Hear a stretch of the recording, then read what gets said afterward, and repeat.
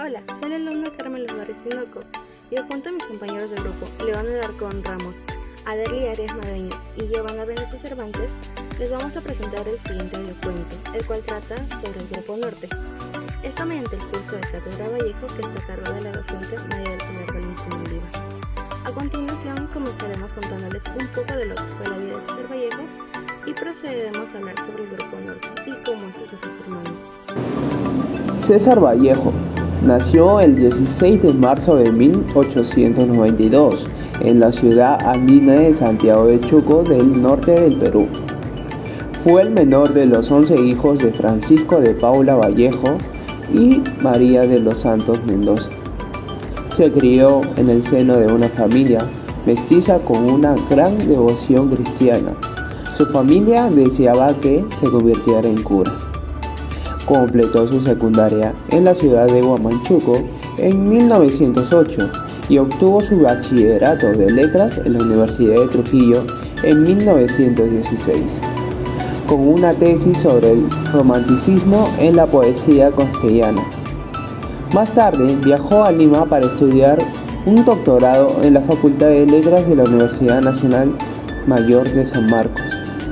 En la ciudad de Trujillo, en la época de 1910 y 1920, un grupo de jóvenes que apenas pasaban los 20 años de edad soñaban con renovar la estética y darle nuevos contenidos a la vida, construir la justicia social y unir los pueblos de América Latina en una sola. De ahí nace el Grupo Norte. Este grupo fue de corte intelectual que, junto a literatos, artistas, filósofos, políticos e intelectuales de diversa índole del norte peruano, principalmente del Departamento de la Libertad. Surgió en 1915 en Trujillo. Inicialmente se hacían llamar Bohemia de Trujillo o Bohemia Trujillana, pero fue en el año de 1923 que adopta el nombre de Grupo Norte. Su vigencia fue de 7 años hasta 1930, en donde se desintegra. Sus primeros dirigentes fueron el escritor y periodista Antenor Orrego, gran amigo de nuestro César Vallejo, y el poeta piurano José Eulogio Garrido.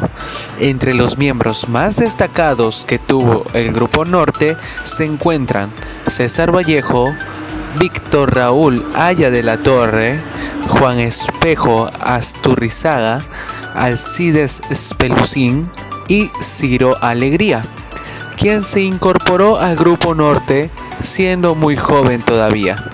Se resalta bastante que el Grupo Norte buscaba transmitir nuevas inquietudes artísticas y sociales, queriendo plasmar una idea de renovación, ya que por aquellos tiempos el mundo sufría las consecuencias de la Primera Guerra Mundial. Fue tanta la importancia que tuvo el Grupo Norte en el Perú, debido a que varios de sus miembros llegaban a destacar en dos campos, en demasía, tanto en literatura como en política. Y esto no solo a nivel nacional, sino también continental e incluso mundialmente. Los integrantes del Grupo Norte solían reunirse en la casa de algunos miembros o incluso algunas veces llegaron a ocupar librerías. Estos espacios le permitían poder expresarse y compartir momentos, podían pasar momentos agradables y enseñar a los menores del grupo. Algunos lugares donde se reunían fueron la casa de José Eulogio Garrido, en la casa del líder Antenor Orrego e incluso en la de Macedonio de la Torre. Otro lugar donde se reunían fue el centro universitario que lideraba Antenor Orrego. La influencia del Grupo Norte fue muy decisiva en la vocación literaria y en la personalidad como poeta de César Vallejo. Su gran amigo Antenor Orrego y Alcides Spelucín fueron los que mayor influencia tuvieron en el literato. Fue a través de los bohemios de Trujillo que César Vallejo se animó a publicar sus primeras composiciones poéticas mediante el diario La Reforma de Trujillo. La Industria de Trujillo fue otro de los diarios en los cuales Vallejo pudo publicar otras obras poéticas. Es en 1919 que publica el poemario Los Heraldos Negros, luego de que fueran corregidos.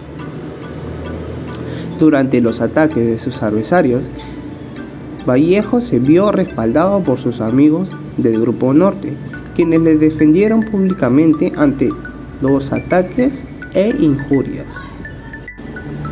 El 1 de agosto ocurre un incendio y saqueo de una casa del pueblo, perteneciente a la familia Santa María Calderón, suceso del que se acusa injustamente a Vallejo como participante y acusador.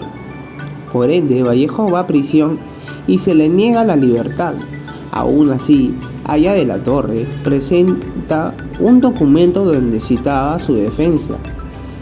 Por ende, Carlos Santamaría seguía insistiendo para que no se le dé la libertad. Pasando el tiempo, Vallejo sale de prisión. Este tuvo daños psicológicos, pero aún así siguió con sus quehaceres literarios. Pero pasando el tiempo, Vallejo tiene la noticia de la nulidad de su sentencia. Fue citado a una nueva reunión en donde se juzgará otra vez el 28 de junio de 1923. Vallejo, cansado de tantas injusticias, decide no asistir al juicio e irse de viaje a Europa el 16 de junio de 1923.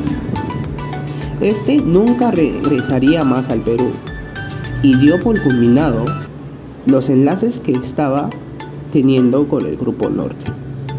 Entre los miembros que más destacaron del Grupo Norte, tenemos a 5 miembros: César Vallejo, Víctor Raúl Haya de la Torre, Antenor Ortego, Alcides Espelucín y Macedonio de la Torre.